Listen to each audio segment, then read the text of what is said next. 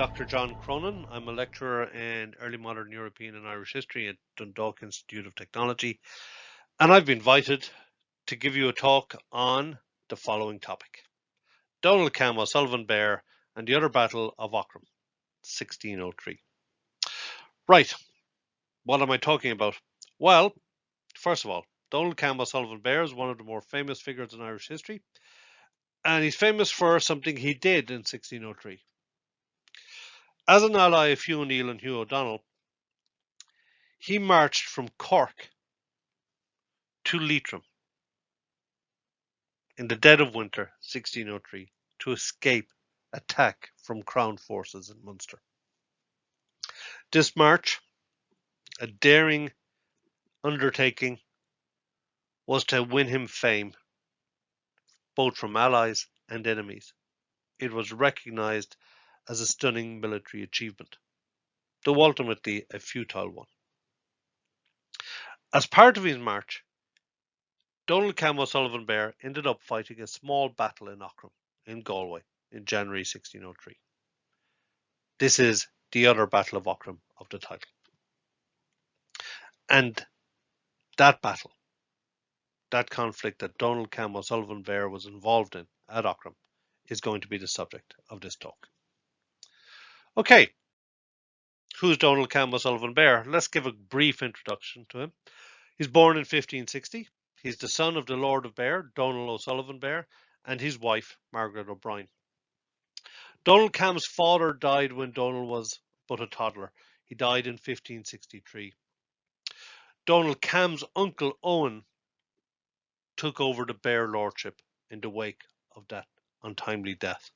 Donald Cam himself left Beare as a child and was not to return until he reached his manhood, 1580, some 20 years after his birth. It also helped that his uncle Owen had been imprisoned for his part in a rebellion at this time.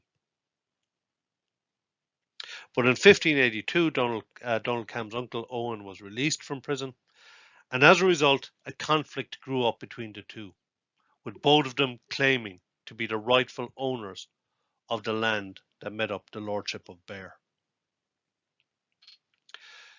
The dispute went to court, and in fact, it was Crown courts that heard the dispute. Donald Cam and his uncle pleaded their cases before Crown courts in Dublin and ultimately London as well. Eventually, in 1593, the Beare lordship was divided between three parties: Donald Cam himself, Uncle Owen, and another uncle of Donald Cam. Significantly, though, Donald Cam was given control of Dunboy Castle and of the coastline around it, which gave him control of a significant area of fishing that the Spanish and Spanish fishermen made great use of, and this gave Donald Cam considerable financial means because the Spanish were willing to pay for access. The other significant thing about the dates 1593 and 1594 are the following.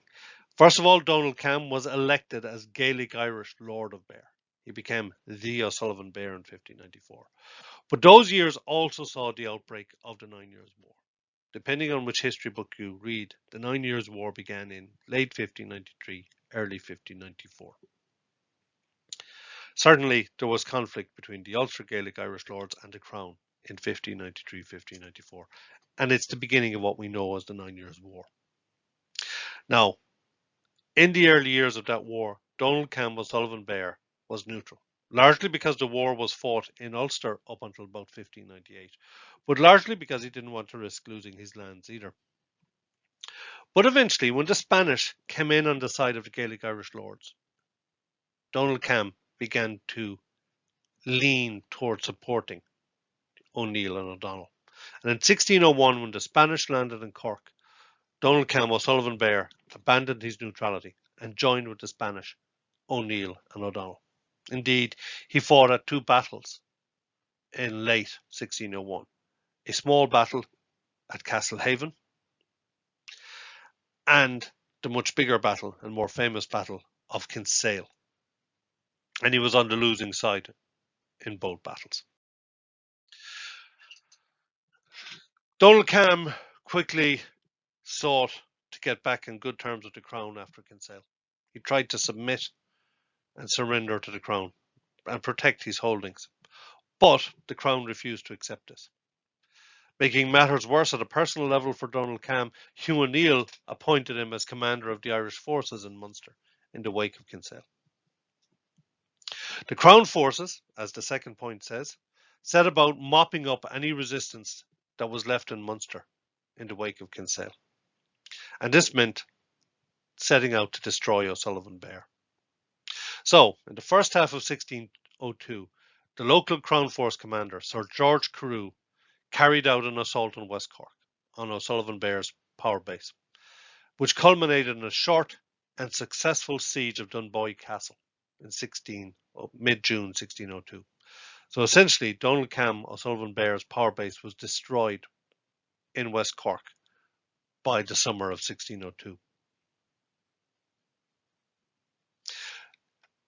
It also meant, as the fourth and fifth point make clear, that there was no chance of further Spanish assistance arriving either, because there was no safe place for the Spanish to land after Dunboy fell. So O'Sullivan Beare had lost his power base, and there was no help coming from overseas. As 1602 wore on, whatever allies O'Sullivan Beare had around him in Munster began to drift away as well. So, mid-1602 had seen Dunboy Castle fall, had seen West Cork fall into Crown Forces' hands. There was no likelihood of Spanish help coming anymore either, and his allies had drifted away. So by the end of 1602, Donald Cam O'Sullivan Beare was in a desperate situation. And all of this helped provoke him into taking a drastic course of action. He decided that the best hope was to gather whatever supporters he could and march from Cork to Leitrim, specifically to the territory of the O'Rourkes, who were allies of O'Neill and O'Donnell.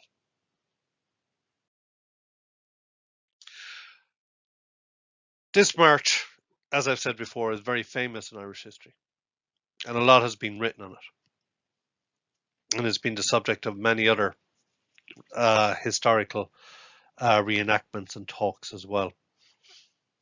There are six major sources for it. They're listed here. The two major ones, the two very important ones, are listed 1 and 2 here. The first one is a book called Historiae Catholicae Iberniae Compendium, more commonly known as Ireland under Elizabeth because of the English translation that was made of it in 1903. And that text was originally written by a nephew of Donald Cam O'Sullivan Beare, a guy called Philip O'Sullivan Beare. He wrote this in the 1620s, some 20 years after the events in question took place, and he wrote it while in Spain. Philip O'Sullivan Beare was not a witness to these events. He was relying on people's memories, and the memories were at least 20 years old at this stage. And he wasn't even in Ireland. He had no way of fact-checking, in other words. Nonetheless, it's the most detailed account we have in many ways. The other next most detailed account comes from the Annals of the Four Masters, a compilation work drawing on the works of other histories and other historians, but nonetheless, it was compiled closer to the events in question, and it drew on a number of contemporary sources when drawing up its account of O'Sullivan Beare's march from Cork to Leitrim. So it can be considered very accurate in many ways. We have a number of Crown sources as well. A book called Peccata Hibernia by a guy called Thomas Stafford, who was a witness to the 9 Years' War in Ireland. And we have letters from George Carew to various members of the Crown government as well, specifically a letter to the Privy Council, which is published in a book called The Calendar of Carew Manuscripts.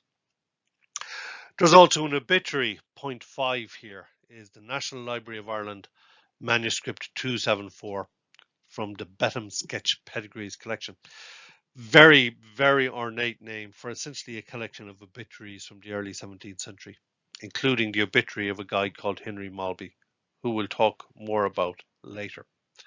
And finally, we have a letter written in February 1603 from a guy called John Chamberlain to another guy called Dudley Carleton. And this is part of the official government correspondence of the era. a collection of papers known as the State Papers. Number 7, you'll see I've thrown in there, is a work called A Continuation of the Impartial History of the Wars of Ireland by George Story. George Story wrote that in the 1690s. He was talking about the Williamite Wars when he wrote it. And therefore he was talking about the later Battle of Aughrim, not the Battle of Aughrim in question here when he was writing. Nonetheless, he included a map of the Aughrim area in this work, and it's the nearest contemporary map we have of Aughrim to the events that took place in 1603. So it actually is useful for us to understand what happened in Aughrim as well. Okay, let's move on from there.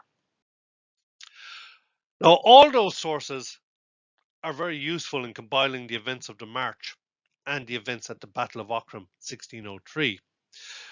But there are problems with these sources. They don't always agree with each other, and in fact they can disagree with each other in some very dramatic ways. This slide and the next slide will illustrate that. I'm not going to read through these two slides and through this particular slide in any detailed way. I think you can read that for yourself. But essentially what I want to point out here is that depending on which source you use, you can come up with two different accounts of O'Sullivan Beare's march. You can come up more precisely with two different schedules of march. Philip O'Sullivan Beare's account, which is labelled account 2, essentially has him taking about 9 to 10 days to get to Aughrim. Whereas the Annals of the Four Masters says that Donald Cam O'Sullivan Beare takes 11 days to get to Aughrim. More importantly, they also disagree on the route he takes to get from Glengariff in Cork to Aughrim in Galway. Those are pretty significant disagreements. The two major sources disagree on the route Donald Cam O'Sullivan Beare took to Aughrim, and they disagree on the amount of time it took him to get there as well. The other thing they disagree on are dates. The sources that we have cannot agree on the dates that the march took place.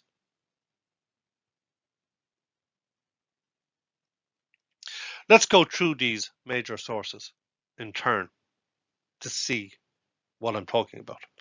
Well, first of all, let's start on point 3 in this PowerPoint. The Annals of the Four Masters, AFM, only states that the march began during the Christmas holidays of 1602, early 1603. So essentially they say it began sometime in a particular 12-day period. The 12-day period between December 25th and January 5th, 1602, 1603. It's no more specific than that in dating the beginning of the march. Okay. Philip O'Sullivan Beare is much more specific. In his Historiae, in his account of Donald Cam's life, he states that the march began from Glengariff on New Year's Eve, 1602. So in other words, December 31st, 1602 is the date Philip O'Sullivan Beare gives for the march commencing. However, Crown sources written by Englishmen, disagree with this. Thomas Stafford, in his book Peccata Hibernia, in his account of the 9 Years' War in Ireland, states that O'Sullivan Beare began his march from Glengariff on the 3rd of January. George Carew, the Crown commander on the ground in Munster at that time, in his letter, which I've mentioned before, also states that O'Sullivan Beare set out from Glengariff on the night of the 3rd of January. So we have one source telling us it took place sometime, it started sometime in Christmas. A second source says it's New Year's Eve, 1602, but two other sources agree that it's the 3rd of January, 1603. So there's a considerable range of disagreement there. And when you combine that with the differing schedules we have for the march, we end up with even bigger problems. Suppose Philip O'Sullivan Beare is right, that the march began on December 31st, 1602, and it took him 10 days to get to Aughrim. That means O'Sullivan Beare fought this particular Battle of Aughrim on the 9th of January, 1603. However, as we've already seen, as I've already said, I should say, the Annals of the Four Masters puts the battle at Aughrim on the 11th day of Donald Cam's march northwards. So, suppose we combine Philip O'Sullivan Beare's starting date, 31st of December, with the 11th-day schedule from the Annals of the Four Masters, then the battle took place on the 10th of January. However, if we combine the Annals of the Four Masters schedule with the dates given by Carew and Stafford, then we end up with a battle taking place in Aughrim sometime around the 14th of January. And then we go back to the National Library of Ireland, Betham sketch pedigrees, the obituary notices from the early modern period from the 17th century. In other words, amongst those obituary notices is Henry Malby's. Henry Malby, commander of the Crown forces at Aughrim, was also probably the most significant casualty at the battle. And his obituary notice in those Betham sketch pedigrees states that he died on the 15th of January. Now, he definitely died at the Battle of Aughrim, in which Donald Cam was fighting. So we now have a possible 4 dates for the battle at Aughrim: the 9th, the 10th, the 14th, and the 15th of January. If you ask me, it's probably the 14th and 15th of January that is most likely to be correct. But you can make up your own minds on that. Anyway, let's get to the battle itself. First of all, can we rely on the sources? The sources already differ. They already disagree. They disagree on the schedule of O'Sullivan Beare's march northwards. They disagree on the dating of the Battle of Aughrim when you dig down into it. Given those disagreements, and they're pretty big disagreements, can we rely on what any of the sources say about this battle? I say yes. And why do I say yes? Well, here are my reasons. First of all, unlike the battle's date, indeed unlike the schedule for O'Sullivan Beare's march, there is little argument in the sources over who the significant figures in this action at Aughrim were, and there is little disagreement on what took place in the battle. Indeed, they all largely agree with each other. So whereas the sources disagree on the dating of O'Sullivan Beare's march and on the schedule of O'Sullivan Beare's march and on the route he took, when it comes to the battle that O'Sullivan Beare fought at Aughrim, they all pretty much agree with each other. And this means, to my mind at least, we can pretty much rely on what they say and we can trust what they say. Because whereas they disagree with each other on other points, they all agree on this, which suggests that what they're saying is pretty much spot on. Well, what do they say? Well, first of all, they all agree that Donald Cam O'Sullivan Beare led the Irish forces and that he was assisted by a number of second-in-commands, a local boy from Galway called William Burke, a guy from Kerry called John O'Connor Kerry, and another guy from Munster called Thomas Og Fitzgerald. The Crown forces and the armies that resisted, the troops that resisted Donald Cam O'Sullivan Beare, the troops that fought against Donald Cam O'Sullivan Beare, were led by Sir Henry Malby, we've already mentioned him, and 2 other people, both from Galway, Thomas Burke and Richard Burke. These military men, these commanders, were assisted by a number of other people as well. Locals from Galway, led by John Og McCaughlin, Donal O'Madden, and by parties of men drawn from the O'Madden and the O'Kelly territories in Connacht. Why would they fight against Donald Cam O'Sullivan Beare? Partly because their local lords were allies of the Crown, partly because they were trying to stop Donald Cam O'Sullivan Beare and his men from stealing their food, I would argue. People were anxious to protect food stocks in this period, particularly from ravaging troops from outside their territories. And the fact of the matter is, that's what Donald Cam O'Sullivan Beare and his troops were when they reached Galway. They were troops from outside in the dead of winter looking for food that the locals needed for themselves. Anyway, what else do the sources agree on? Well, the two major sources, the Historiae and the Annals of the Four Masters, all agree on the size of O'Sullivan Beare's force, about 300 men, made up of pikemen, men with big long sticks with pointy ends, and musketeers.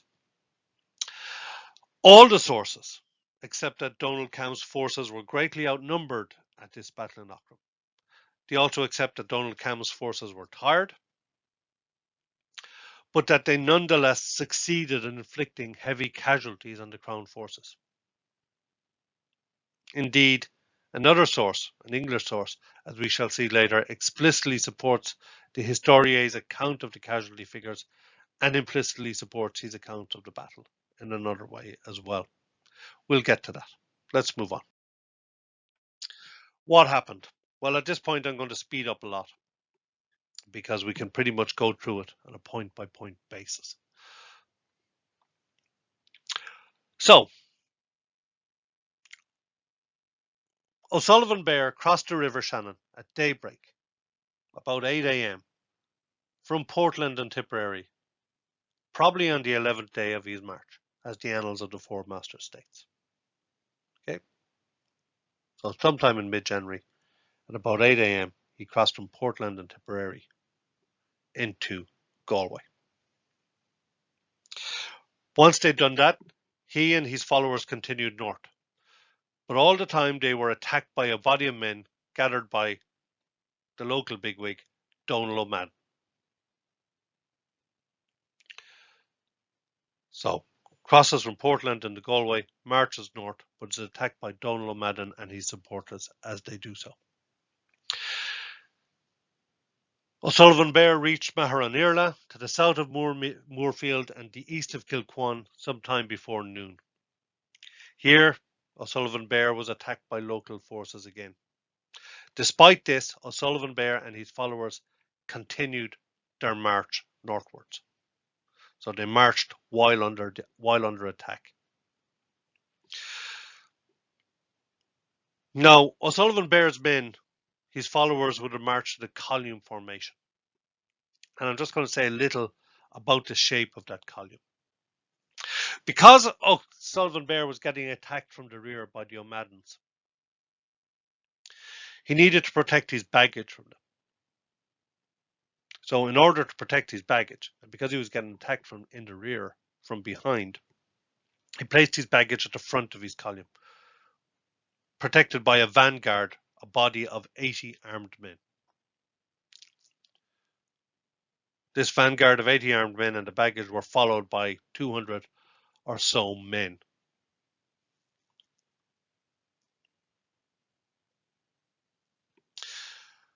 While they marched northwards from Maharanirla, O'Sullivan Beare was under such pressure that he was in fact obliged to abandon some of the animals he had brought with him, some tired beasts of burden, and he was also obliged to abandon some of his own wounded as well.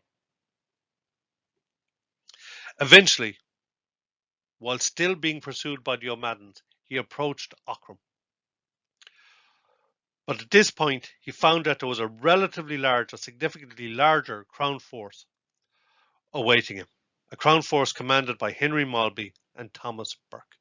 So essentially, the O'Maddens were behind him, and as he approached Aughrim, there was a Crown force led by Malby and Burke in front of him. There was going to be a battle. There was no way he could avoid fighting at this point.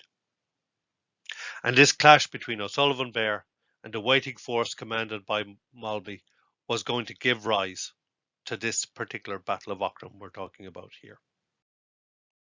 Now, with the approach of the Crown forces at Aughrim,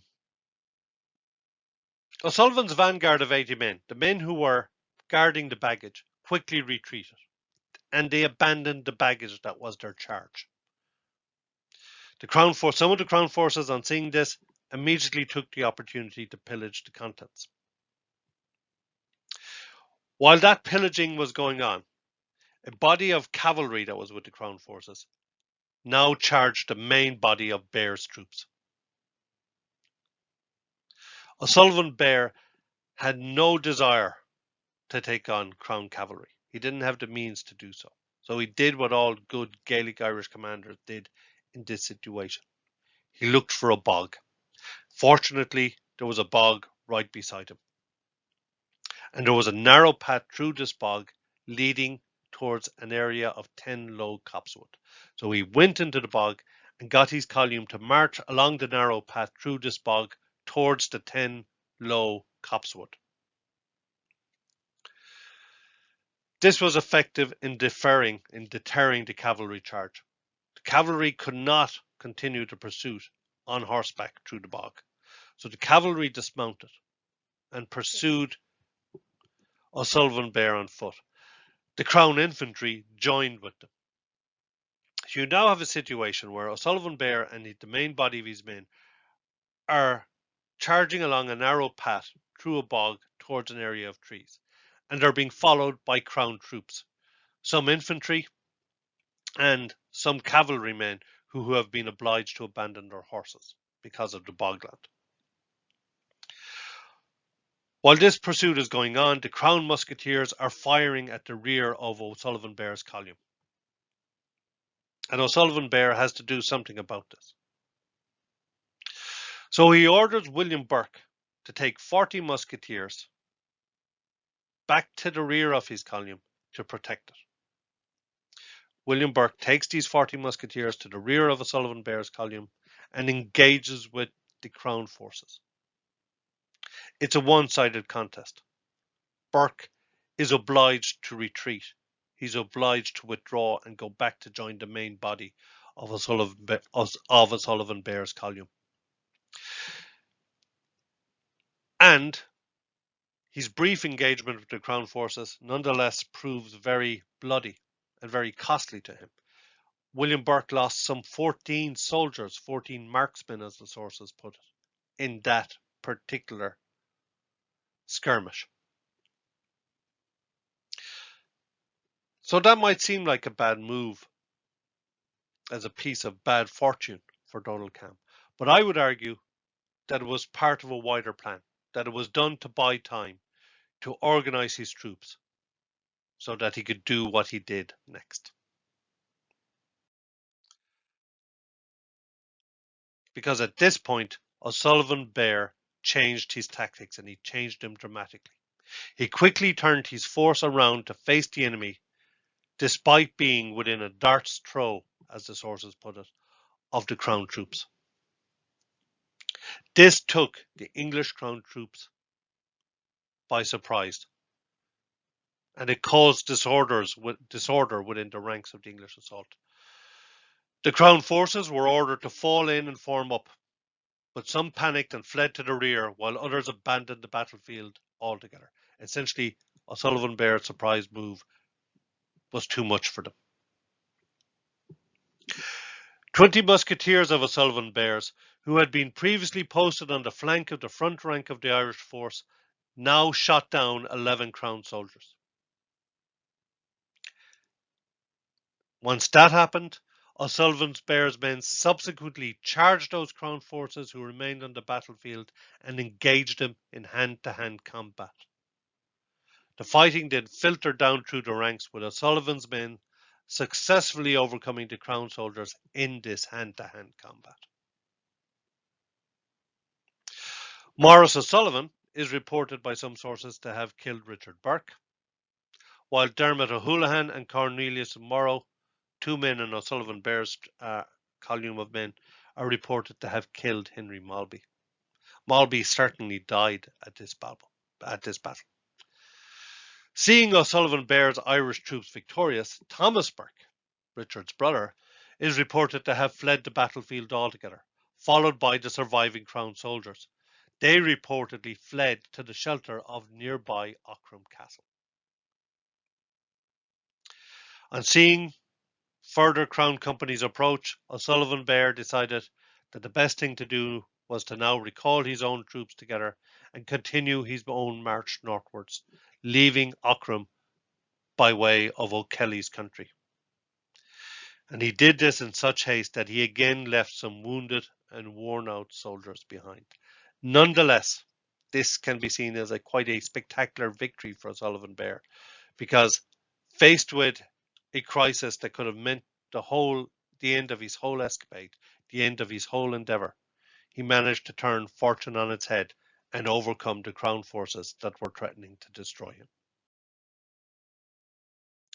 Now, how many men did O'Sullivan Beare kill? Did Donald Cam O'Sullivan Beare kill at this battle? Well, according to Philip O'Sullivan Beare's history, 100 crown forces were killed, most notably, as we've already said, their general, as Philip puts it, Henry Malby. This is actually supported by one of the sources we've mentioned previously, Chamberlain's letter to Carleton of February 1603 amongst the state papers.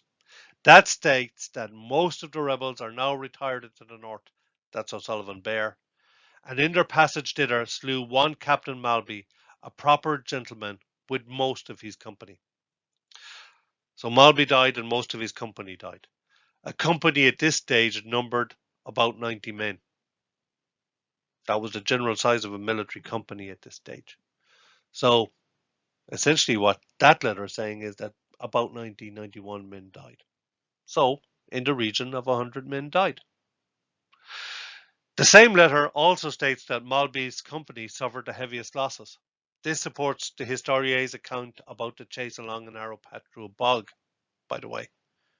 Why? Well, the most likely way that one company would end up bearing the bulk of the losses, as Malby's company did, would be that if it was leading the chase of O'Sullivan Beare's force along a narrow path, with other companies of crown troops following behind.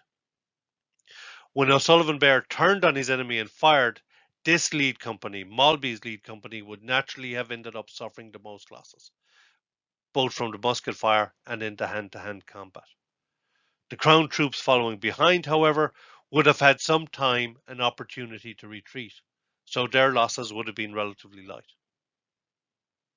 So that letter not only supports the Philip O'Sullivan Beare's account of how many men died, it also supports the account implicitly of a pursuit along a narrow path through a bog. By the way, Philip O'Sullivan Beare reports that only 14 of Donald Cam's men were killed in this encounter at Aughrim, but that does not take account of those men that Donald Cam left behind, however. Now, I want to say a few words on location, where exactly this battle took place, before finishing up. We've done about 32 minutes. I want to get done in the next 3 or 4 minutes. I don't want to keep you here too long. There's other interesting stuff for you to check up. So, the map here is from George Story's account of the Williamite War in Ireland. Specifically, it's a map of the Battle of Aughrim from 1691. But it's the nearest contemporary map I can find at least to Aughrim in 1603. So, a map of a Battle of Aughrim from 1691 is the only useful map I can use when trying to analyse the Battle of Aughrim from 1603. When combined with the historical sources we already have, we can get some indication of where O'Sullivan Beare's Battle of Aughrim was fought. Now, Philip O'Sullivan Beare is the major source for the location, and it provides a number of clues to the battlefield. First, O'Sullivan Beare and the Annals of the Four Masters lead us to tell us that O'Sullivan Beare travelled to Aughrim from Maharanirla, from the south. Just do some pointer options here. I'll use a pen. Basically from this general direction.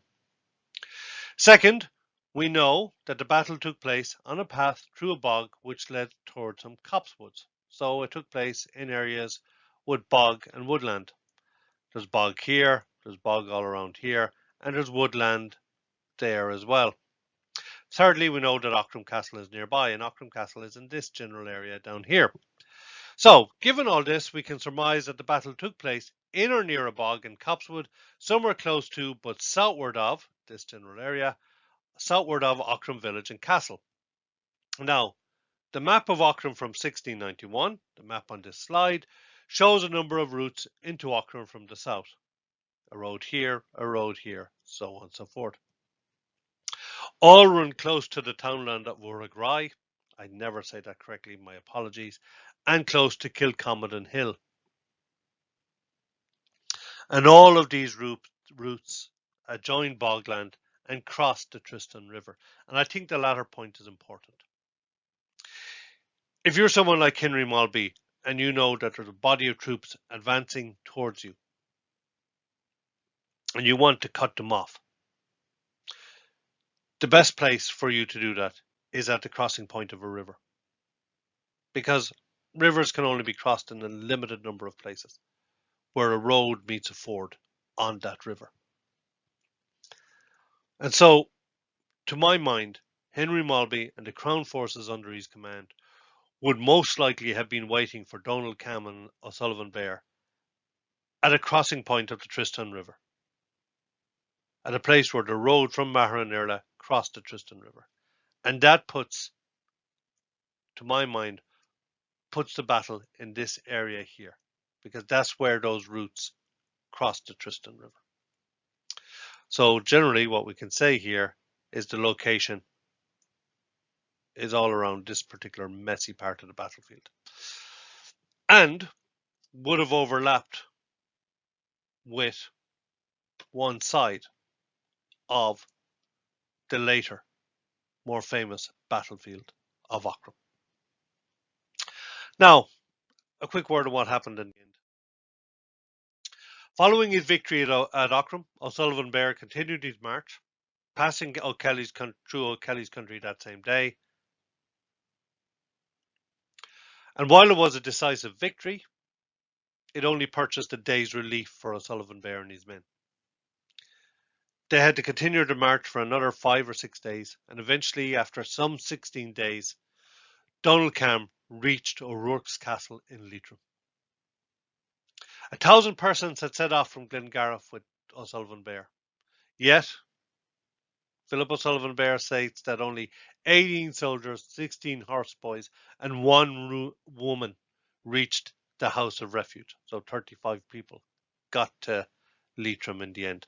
Now, it also says that a few other people managed to straggle in over the next few days. Nonetheless, it's fair to say that O'Sullivan Beare suffered heavy losses on the march. From there, O'Sullivan Beare continued on to Ulster, only to discover that Hugh O'Neill had already surrendered to the Crown forces. This means that O'Sullivan Beare's march and the battle he fought at Aughrim are among the last significant events of the 9 Years' War. And while that march and the victory at Aughrim was a considerable personal achievement by Donald Cam O'Sullivan Beare, it didn't do much. In fact, it didn't do anything at all to change the course of the war. It made Donald Cam O'Sullivan Beare personally famous. It made him quite renowned among both allies and enemies, it has to be said. Stafford's Peccata Hibernia gives a glowing account of O'Sullivan Beare's march. It remarks that it was a remarkable achievement. Nonetheless, despite this incredible achievement, and despite the incredible victories he had along the way, including at Aughrim, most notably at Aughrim, it's fair to say that the march, while impressive, was ultimately futile. Okay, that's my contribution to Heritage Week. I hope you enjoyed it. I hope it didn't take up too much of your time.